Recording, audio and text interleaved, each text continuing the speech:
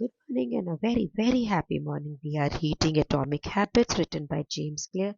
We are on page number 247 और जहाँ पे टाइटल है कि हम अपने वो बिलीफ, अपने वो धारणाओं को कैसे तोड़ें जो हमें जीवन के अंदर पीछे लेके जाते हैं। तो शुरू में तो हम हैबिट्स को क्रिएट करने के लिए रिपीट करते हैं और अपनी एक डिजायर्ड आइडेंटिटी जैसा मैं बनना चाहती हूँ उसे बिल्डअप करते हैं। अब उसकी एविडेंस आपके पास आने लगते हैं, लेकिन कुछ ऐसे बिलीफ और हमारी धारणाएं हैं जो हमें उसके नेक्स्ट लेवल की ग्रोथ तक ले नहीं जाती है। और ये धारणाएं आपके अगेंस्ट काम करती हैं, आपकी पहचान के अगेंस्ट काम करती हैं और ये आपको एनकरेज करती हैं कि आपकी जो कमजोरियां हैं उसको आप डिनाई करें और रियल में आपकी ग्रोथ के लिए प्रिवेंट करती हैं आपको। और ये बिलीफ जितना आपके लिए ज़्यादा पवित्र, ज़्यादा इम्पोर्टेंट होगा ना, उतना ही आपकी पहचान के साथ में ज़्यादा लिंक्ड है और उतना ही हम उसे डिफेंड करते हैं कि अगर कोई हमें क्रिटिसाइज करता है कि नहीं नहीं यही ठीक है, नहीं नहीं यही ठीक है। कोई स्कूल के टीचर होते हैं, उनका एक अपना स्टाइल होता है पढ़ाने का, उनको कोई नया मेथड दो, वो कहेंगे नहीं जी ऐसा तो होना ही नहीं है। बिजनेस के अंदर जो मैनेजर्स हैं उनका भी एक स्टाइल है। जब उनके नए बच्चे आते हैं तो नहीं मानते। जिस वक्त टेक्नोलॉजी आई कितने टाइम तक मैंने उसको अडॉप्ट नहीं किया क्योंकि नहीं, मेरा ओल्ड स्टाइल ही ठीक था। जितना हम अपनी पहचान से चिपकते हैं ना, उतना ही मुश्किल है इसके अंदर ग्रो करना। इसका सॉल्यूशन क्या है? सॉल्यूशन सबसे पहले तो ये है कि आप अपनी जो आइडेंटिटी है, अपना जो ये अहम, अपना जो ये पहचान है ना, इसके अंदर एक सिंगल एस्पेक्ट मैं तो ऐसी ही हूँ, इसे आपको अवॉइड करना पड़ेगा। अगर हम अपनी इस आइडेंटिटी को, अपनी इस अहम को कि दैट ये this is what I feel, इसको छोटा कर देना, तो आप आगे ग्रो कर पाएंगे। यहाँ पर एक एग्जाम्पल है। तो आपने सोचा कि मैं वीगन बनूंगा, मैं मिल्क और मिल्क प्रोडक्ट नहीं लूंगा, लेकिन ऐसा कोई हेल्थ कंडीशन होती है जहाँ पे अपनी डाइट को आपको चेंज करना है, लेकिन आप कहते नहीं मैं तो वीगन हूँ, मैं तो नहीं खाऊंगा। और ऐसा लाइफ में हुआ है कि लोगों की हड्डियां टूट गई हैं, बिल्कुल ब्रिटल हो गई हैं।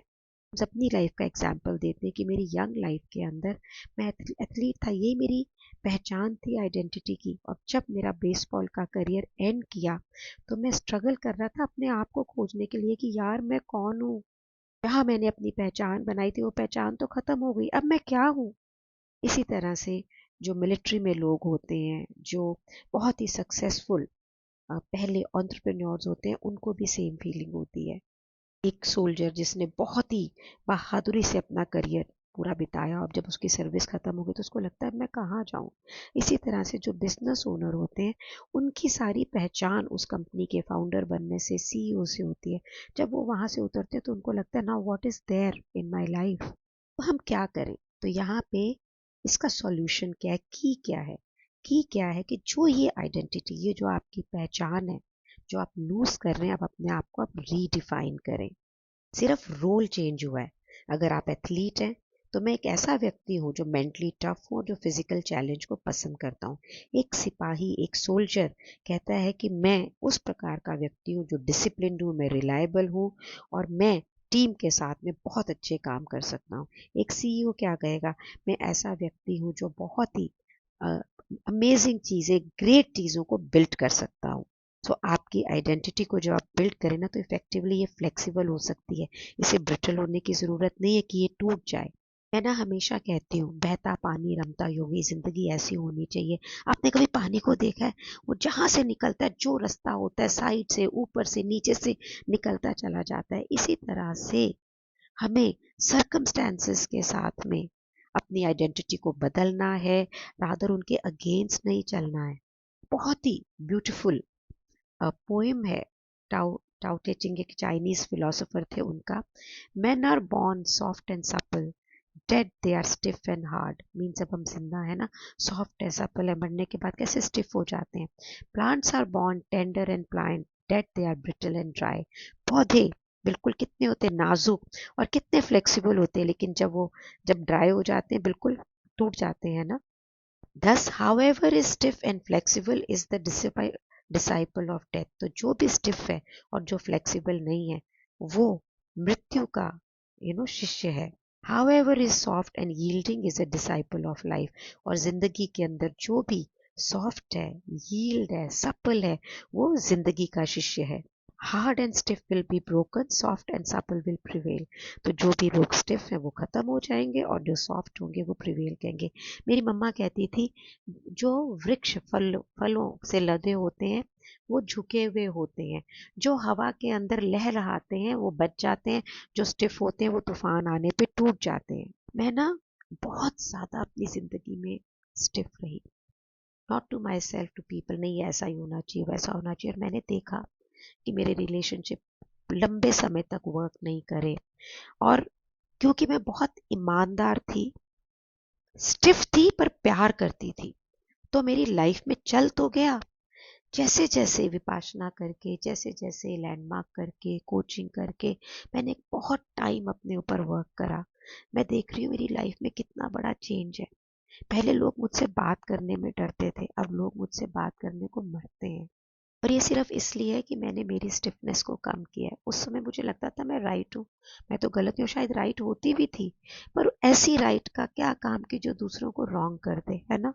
और अभी रिसेंटली की अगर मैं आपको बात बताऊं, I was very stiff with my son and other people. Vipassana के कोच को मैंने कहा कि सर मैं कुछ भी कर रही हूँ, मुझे इस एरिया में रिजल्ट नहीं आ रहा। उन्होंने बोला कि क्या अगर रिजल्ट नहीं आ रहा है तो क्यों नहीं आ रहा है, is the body language of this family member जिनसे मैं काम करती स्टिफ।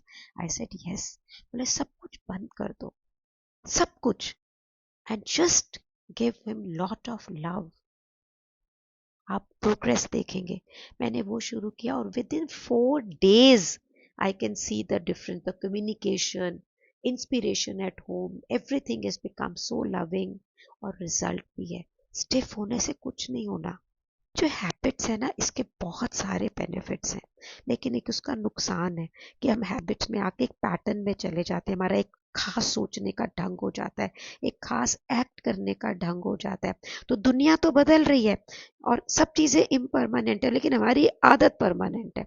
तो जहाँ पे लाइफ कॉन्स्टेंटली चेंज कर रही है, हो रही है, तो क्या हमें ये देखना नहीं है कि हम अपनी कहीं पुरानी हैबिट्स में, पुराने बिलीफ सिस्टम में ना फंसे हो, जो आपको सर्व ही नहीं कर रहे हो। अगर आप अपने प्रति सचेत नहीं है, सेल्फ अवेयर नहीं है ना, तो एकदम जहर का काम करता है।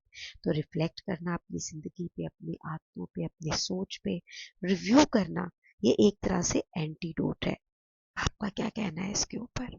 तो इस इंपॉर्टेंट चैप्टर में हमने क्या देखा कि हैबिट्स का एक सबसे अच्छा तरीका क्या है कि हम चीज़ों को ऑटोमेटिकली बिना ज़्यादा सोचे कर सकते हैं। लेकिन इसका एक खराब भी है कि हम इतने आदतन हो जाते हैं कि हमें अपनी गलतियों का अब पता ही नहीं लगता। मास्टरी किस में होती है कि हैबिट्स के साथ के अंदर अगर हम डिलिबरेटली प्रैक्टिस करें उसे और बेटर करने की, अपने ज़िंदगी को, अपनी आदतों को रिफ्लेक्ट करना और फिर रिव्यू करना, ये एक प्रोसेस है जो आपको अलाउ करता है कि आप कॉन्शियसली अपनी परफॉर्मेंस को समय के साथ बेटर करें। इतना ज़्यादा हम अपने अहम, अपनी ईगो, अपनी पहचान, अपनी आइडेंटिटी के साथ में चिपक जाएंगे ना, उतना मुश्किल है, आप उसके बियॉन्ड ग्रो नहीं कर पाओगे। जब मैं आपको ये रीड करके सुना रही हूँ ना, तो मेरी बॉडी के अंदर है ना, पता है कितनी मैं अनईजी हो रही हूँ, क्योंकि मैं अभी भी रिफ्लेक्ट कर पा रही हूँ कि बहुत सारे एरिया जहाँ मैं अभी भी बहुत रिजिड हूँ। आप ये सोचो, ये आदतें हमारे अंदर कितनी घर की गई होती हैं कि आप रोज उस पर काम कर रहे हो और तब भी हैं। तो इसमें डिसअपॉइंट होने की जरूरत नहीं। I can see my life growing into so many things. तो ये जो इतने सालों से हमने इतना कुछ अपने अंदर भर रखा है, इसको रिफ्लेक्ट करके, रिव्यू करके, हमने डिसअपॉइंटेड नहीं होना है। हमने एक एक छोटा छोटा कदम, 1% वाला जो रूल है, उसको आगे लेके जाना है। इसके साथ में ना चैप्टर्स इस बुक के सारे खत्म होते हैं, लेकिन आगे थोड़े थोड़े कंक्लूजन एंड ऑल, बहुत ही पावरफुल कॉन्वर्जेशन है जिसको अपने अगले वीडियो में लेके जाते हैं।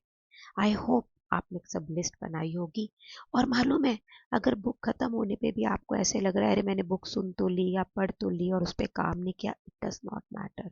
जब जागो तभी सवेरा, अभी शुरू हो जाओ, सबको साथ में लेके काम करो, ताकि ये काम आपका काम ना रहे, ये काम आपके जीवन में, आपने, आपकी फैमिली, आपके फ्रेंड्स के साथ में एक गेम की तरह बने। Do subscribe to the channel, do comment, how have you like, मुझसे शेयर करें ये बुक आपके लिए कैसी रही। तो नेक्स्ट ऑडियो वीडियो में हम इसको फिनिश करेंगे ताकि हम अच्छे से जान सकें कि किस प्रकार से इसको अपनी ज़िंदगी में लेके आए। Thank you so much for being in my life. Thank you so much.